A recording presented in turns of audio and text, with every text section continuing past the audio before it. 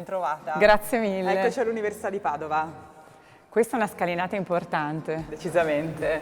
E poi devo dire che non è nemmeno comune per noi risalire questa scalinata, è proprio la scalinata delle grandi occasioni e quindi sono felice insomma di essere qui con te.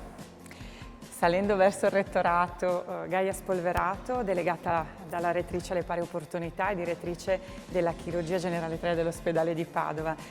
Tante cariche, Gaia come si definisce? Beh, sicuramente una persona impegnata. Ma sai, sono stati anni grandiosi questi, anni di grandissima responsabilità ma anche di grande entusiasmo e quindi da questo entusiasmo partiamo per fare buone cose, ecco, sicuramente. Questa si chiama intervista imperfetta, quindi io dovrò chiederti, inizio proprio da questa domanda. Qual è l'errore di successo di Gaia Spolverato? Quell'errore che poi l'ha fatta diventare quella che è? Giusto per rompere il ghiaccio. Beh, io ho fallito il test ingresso a medicina. Veramente? Sì. La prima volta? Sì, la prima volta, altrimenti starei ancora aspettando di entrare. Sì, io non sono entrata il primo anno, mi sono diplomata qui a Padova e poi sicuramente ho sottovalutato il test e non sono entrata il primo anno, quindi ho fatto il primo anno a Chimica e Tecnologia Farmaceutica, che è stato comunque un anno estremamente divertente. Io al tempo facevo atletica, è stato un anno bello sicuramente, però è stato un anno di rincorsa. E quindi ho avuto la possibilità di studiare e poi prepararmi adeguatamente al test. Però è stato curioso, insomma, ripensandoci e riguardando indietro, è stato un primo no alla carriera, un primo no a questa carriera. E com'è stato vissuto? Beh, malissimo ovviamente. Ah, ecco. Sì, sicuramente è stato... ma forse non l'ho sofferto come oggi soffrirei un fallimento, però sicuramente sì, al tempo lo vedevo come una perdita di chance. In realtà è stato incredibile perché innanzitutto mi ha permesso di entrare nel mondo dell'università, che è un mondo fantastico. La vita degli studenti può essere veramente straordinaria e io l'ho vissuta, ricordo proprio il primo anno come un anno meraviglioso. E poi non avevo intenzione di continuare quella facoltà e quindi forse la prendevo anche con meno apprensione di come poi invece ho seguito medicina. Per cui è stato un anno di prova. Quindi per poi arrivare a fare un test ingresso adeguato e quindi a entrare a medicina. All'interno di un'università che ha più di 800 anni, con questi affreschi bellissimi, quando arrivi qui, che aria respiri e che cosa significa per te tutto questo? Beh, devo dire che hai la sensazione di avere un privilegio enorme. E poi sicuramente la paura di non essere adeguati, di non essere all'altezza anche del posto, sicuramente. Io ho avuto la fortuna di entrare nella squadra della rettrice e da ricercatrice, quindi non ero ancora associata e in realtà ero una ricercatrice tornata da pochi anni dagli Stati Uniti. Peraltro ero incinta del mio secondo figlio, della mia bambina e quindi c'erano tante cose insieme. Devo dire che la sensazione di non essere abbastanza, di essere in un posto più grande di me, l'ho avuto dall'inizio e penso di avercela ancora. Ci si abitua ma mai abbastanza. È anche una grande occasione, è un'occasione di provare a ritrovare un pochino il filo tra quello che è la mia carriera, quindi essere riuscita a trovare la mia strada in una professione che è storicamente maschile e capire come questa esperienza si possa di fatto traslare in una serie di attività che mirano all'empowerment femminile e all'inclusione in senso più ampio. Oggi che cosa significa parlare di pari opportunità? Beh, significa innanzitutto essere consapevoli che ci sono delle differenze. Quindi prendere la consapevolezza e voler difendere in qualche maniera una posizione di parità. Dopodiché vuol dire impegnarsi, vuol dire far fronte comune, vuol dire cercare collaborazioni, sicuramente locali, nazionali almeno, vuol dire fare rete, sicuramente. Però tutto deve partire dalla consapevolezza che non sono persuasa che tutti abbiano. Non è una cosa di moda, le pari opportunità non sono di moda, le pari opportunità sono un fondamento etico, morale, civile. Allora andiamo a sederci adesso, quindi entriamo nel vivo dell'intervista. Questa è la pre-sala da pranzo. È vero.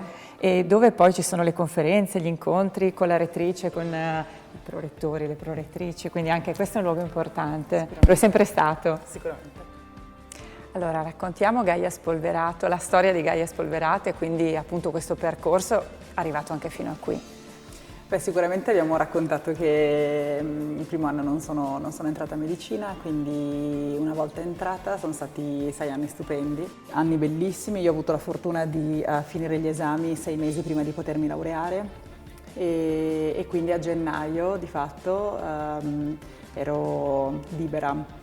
Frequentavo già da un pochino il reparto di chirurgia. Io ho sempre avuto Salvatore Pucciarelli come mio punto di riferimento. Prima al tempo era ancora un ricercatore, quindi dopo associato, ordinario, primario e quant'altro, però all'inizio ricordo che ci siamo parlati e ci siamo detti che cosa posso fare io in questi 6 mesi, frequentare da un po' che frequento, che cosa posso fare? Mi diceva in America, insomma, cosa vado a fare in America, no? E fa, vai a vedere chi è più bravo di noi, vai a cambiare aria, vai a curiosare, ad imparare qualcosa che poi un giorno ci servirà.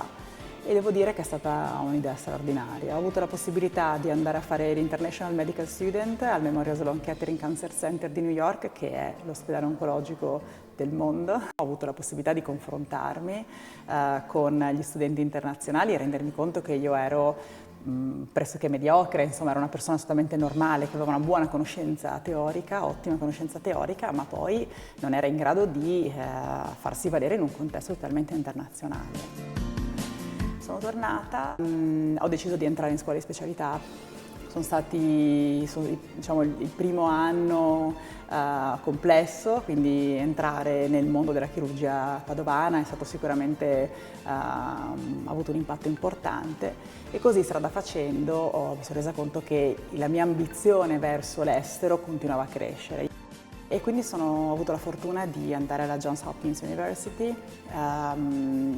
L'università mi ha permesso di stare per quasi 2 anni. Lì ho toccato con mano il valore della ricerca scientifica applicata alla clinica. Sono tornata, invece di tornare a Padova, ho avuto la possibilità di finire la scuola di specializzazione in Italia a Verona per avere in qualche modo la garanzia che avrei imparato non solo la parte, diciamo, teorica, ma che avrei potuto veramente lavorare in sala operatoria, avrei potuto avere un'esposizione chirurgica importante ed è stato così.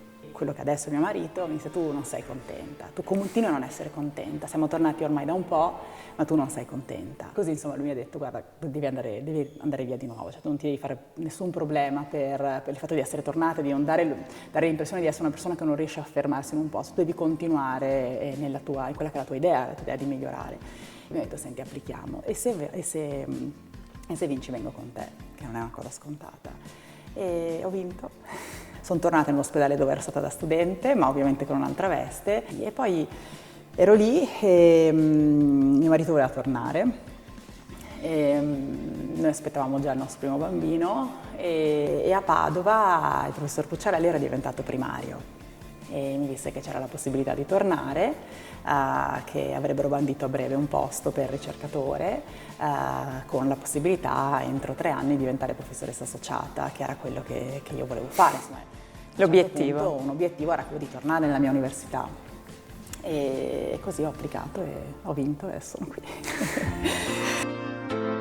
Errori e imperfezioni in tutto questo percorso, al di là dell'inizio, quindi sì, dell'aver sbagliato il test d'ammissione a medicina, ce ne sono stati in questo percorso? Insomma, l'errore più macroscopico è stato quello di mettere sempre davanti la mia formazione, davanti a tutto.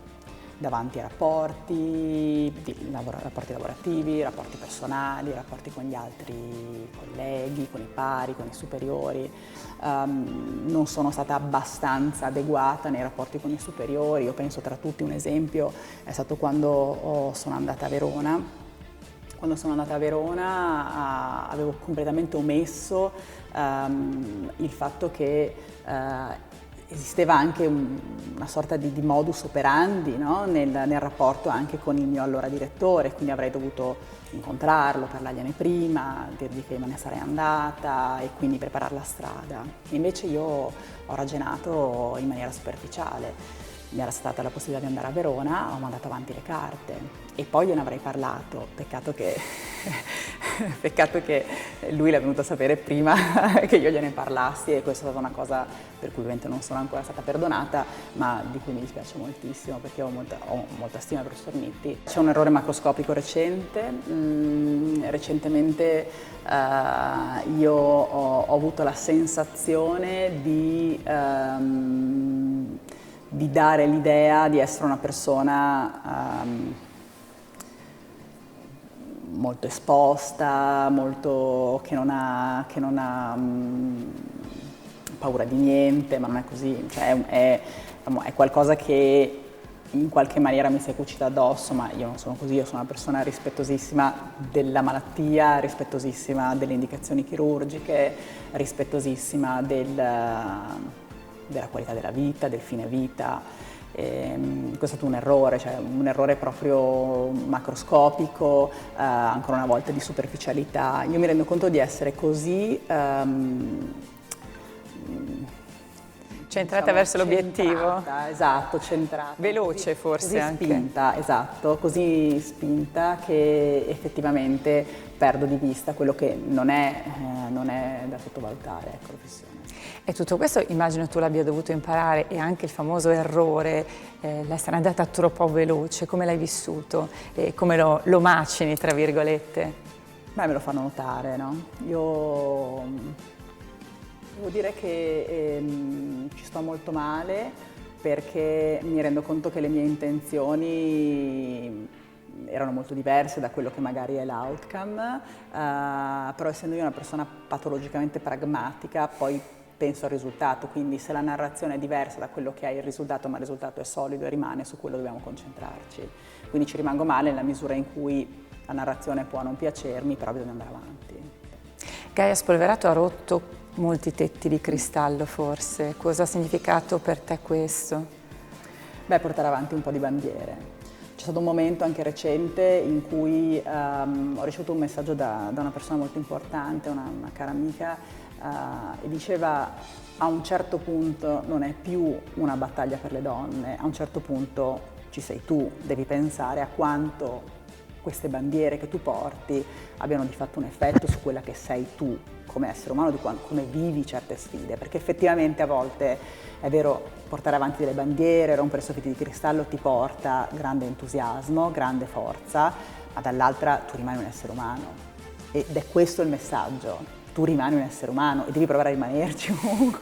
Con tutte le tue imperfezioni e i tuoi errori, giusto per ritornare al punto di partenza. A proposito del punto di partenza, come a tutte le altre persone intervistate per Interviste Imperfette, io ti do la lavagnetta, tra l'altro siamo all'università, quindi perfetto, anche se c'è magari la lavagna elettronica e il gessetto, per scrivere una parola che rappresenta un po' questa intervista e un po' appunto l'errore e l'imperfezione.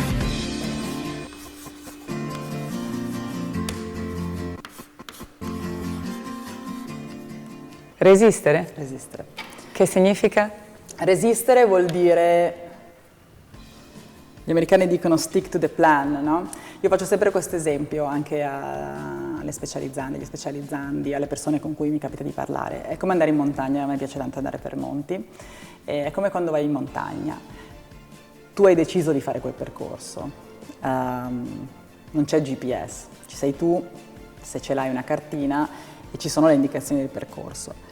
Può essere che tu non ce la faccia a volte o non sia sicuro che quella sia la direzione giusta, però hai visto la traccia prima e ti devi fidare che ce ne sarà un'altra più avanti e devi andare avanti. E devi resistere anche alla tentazione di dire ma forse non sono sulla strada giusta, forse devi andare avanti, perché comunque troverai un'altra traccia che ti dirà se sei nella giusta direzione. E quindi resistere vuol dire tante cose, vuol dire anche accettare l'errore, resistere ai commenti, alle critiche, alle difficoltà, alla paura di non essere all'altezza, a chi prova a screditarti, e andare avanti, perché la traccia la troverai di sicuro. Può dirti che sei nella strada sbagliata, però la traccia la trovi di sicuro, quindi devi resistere e andare avanti.